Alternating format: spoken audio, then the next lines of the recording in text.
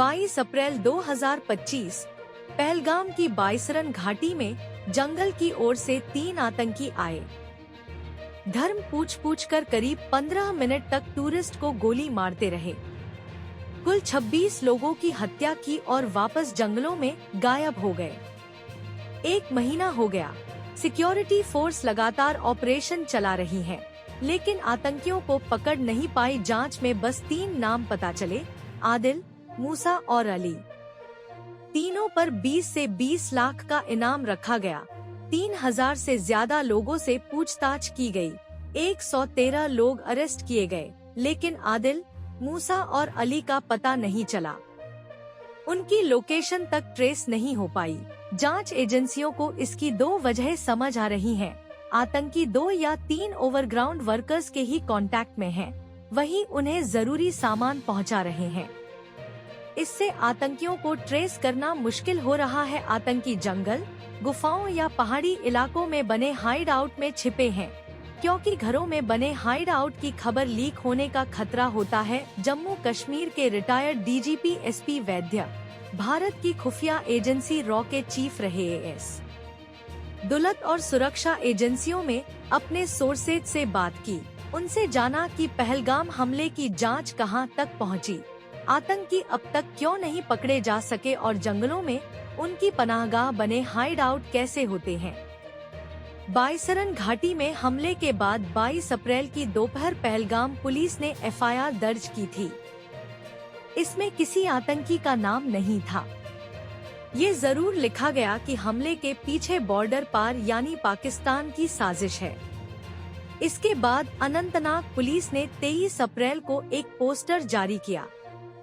इसमें लिखा था कि आतंकी हमले से जुड़ी जानकारी देने वाले को 20 लाख रुपए का इनाम दिया जाएगा। अगले दिन 24 अप्रैल को अनंतनाग पुलिस ने 3 स्केच जारी किए। इसमें 3 आतंकियों के नाम थे। अनंतनाग का आदिल हुसैन ठोकर, हाशिम मूसा उर्फ सुलेमान और अली उर्फ तलहा भाई। तीनों की खबर देने वालों के लिए अलग से 20 लाख रुपए इनाम की घोषणा की गई। मूसा और अली पाकिस्तानी हैं। मूसा पाकिस्तान के स्पेशल सर्विस ग्रुप में कमांडो रह चुका है। स्केच के साथ एक फोटो भी जारी की गई। इसमें 4 आतंकी घने जंगल में राइफल लिए खड़े हैं। इनमें हाशिम मूसा और जुनैद अहमद भट्ट भी थे। जुनैद को सिक्योरिटी फोर्स ने दिसंबर 2024 में दाचीगाम के जंगलों में मार गिराया था। उसी के मोबाइल से ये फोटो मिला था। जुनैद 20 अक्टूबर 2024 को सोनमर्ग में जेड मोड़ टनल पर हमले में शामिल था। हमले के अगले दिन 23 अप्रैल को नेशनल इन्वेस्टिगेशन एजेंसी यानी एनआईए की टीम स्पॉट पर पहुंच गई थी। गृह मंत्रालय के आदेश के बाद 27 अप्रैल से एनआईए ने ऑफिशियली ये केस अपने हाथ में ले लिया। एनआईए चीफ सदानंद दाते केस की लगातार मॉनिटरिंग कर रहे हैं। एजेंसी के आईजी, डिग और एसपी रैंक के 3 अधिकारी जांच में जुटे हैं। एनआईए की एक टीम अब भी पहलगाम और आसपास के एरिया में लगातार जांच कर रही है। अब तक 3000 से ज्यादा लोगों से पूछताछ की गई है।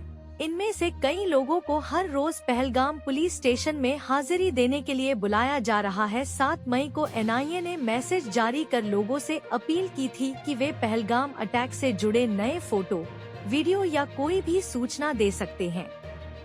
इसके लिए हेल्पलाइन नंबर भी जारी किए गए। हालांकि एनआईए ने अनंतनाग पुलिस की तरफ से जारी आतंकियों के स्केच से जुड़ी कोई जानकारी नहीं मांगी, नहीं उनका नाम या उनके बारे में अलग से कोई जानकारी मांगी। सोर्स से बात की, उन्होंने बताया कि संदिग्ध आतंकियों के बारे में सीधे सूचना मिलना आसान नहीं है। इसमें कोई शक नहीं है कि आतंकियों को कश्मीर में लोकल नेटवर्क से सपोर्ट मिला है, इसलिए जरूरी है कि लोकल सपोर्ट से जुड़ा लिंक मिल जाए। इससे आतंकियों को ट्रेस करना आसान हो जाएगा। दूसरी बात कि आखिर आतंकियों की फोटो या स्केच खुद एनआईए ने क्यों नहीं जारी किया। इसकी वजह बताई गई कि एनआईए एंटी टेरर एजेंसी है, हर केस में नए सिरे से जांच करती है। इसलिए वो अनंतनाग पुलिस की तरफ से मिले इनपुट और स्केच पर काम कर रही है। साथ ही हर पहलू की नए तरीके से जांच कर रही है। इसलिए अभी कोई स्केच जारी नहीं किया गया। 13 मई को साउथ कश्मीर के पुलवामा, शोपियां, त्राल समेत कई इलाकों में पोस्टर लगाए गए। ये पोस्टर उर्दू में थे। इन पर 2 हेल्पलाइन नंबर भी दिए गए। एक नंबर आर्मी और दूसरा नंबर जम्मू कश्मीर पुलिस की तरफ से दिया गया। इस पोस्टर में वही फोटो दिया गया जो दिसंबर 2024 में आतंकी जुनैद अहमद के फोन से मिला था। फोटो में जुनैद और हाशिम मूसा साथ खड़े हैं। जुनैद मारा जा चुका है, इसलिए पोस्टर से उसकी फोटो हटा दी गई। सूत्र बताते हैं, बाईसरन घाटी में हमले के चश्मदीदों ने आतंकी अली उर्फ तलहा की पहचान की है। उसके बारे में बहुत कम जानकारी है। कुछ पीड़ित परिवारों से बात की, उन्होंने अली को करीब से देखने की पुष्टि की है। सुरक्षा कारणों से हम इन परिवारों की पहचान उजागर नहीं कर रहे हैं। जांच एजेंसियों से जुड़े सूत्रों ने दैनिक भास्कर को बताया कि आतंकी लगातार घने जंगल, पहाड़ों और गुफाओं में बने हाइड आउट में छिप रहे हैं। वे रात में लोकेशन बदल रहे हैं। आतंकियों की मदद सिर्फ 2 से 3 ओवरग्राउंड वर्कर ही कर रहे हैं। ये उनके बेहद करीबी हैं। यही ओवरग्राउंड वर्कर दूसरे नेटवर्क के जरिए आतंकियों की मदद कर रहे हैं। आशंका इस बात की भी है कि बाईसरन घाटी में अटैक करने वाले आतंकी पिछले कई महीनों से कश्मीर में किसी से सीधे कांटेक्ट में नहीं थे।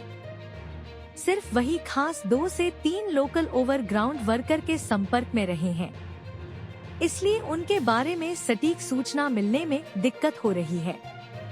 इसी नेटवर्क की तलाश में जांच एजेंसियां 3000 से ज्यादा लोगों से पूछताछ कर चुकी हैं। शक के आधार पर 1 महीने में अब तक कुल 113 लोगों को गिरफ्तार कर PSA यानी पब्लिक सेफ्टी एक्ट में जेल भेज चुकी है।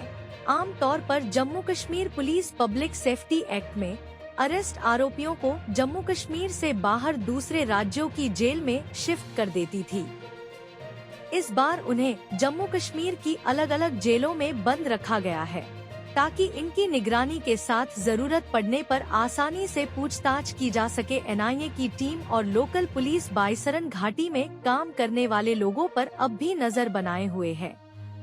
जिप लाइन ऑपरेटर मुज्जमिल को रोज थाने में हाजिरी देनी होती है। इसी तरह घोड़े वाले और फोटोग्राफरों से भी पूछताछ चल रही है। जांच एजेंसियों और जम्मू कश्मीर पुलिस से जुड़े सोर्सेज ने बताया कि पिछले दिनों सटीक सूचनाएं मिली हैं। इनकी मदद से 13 मई को शोपियां और 15 मई को त्राल में ऑपरेशन चलाए गए। पहले शोपियां के केलर में लश्कर-ए-तैयबा के प्रॉक्सी संगठन TRF के 3 आतंकी मारे गए। उसके 48 घंटे के भीतर ही जैश-ए-मोहम्मद से जुड़े 3 आतंकियों को मार गिराया गया।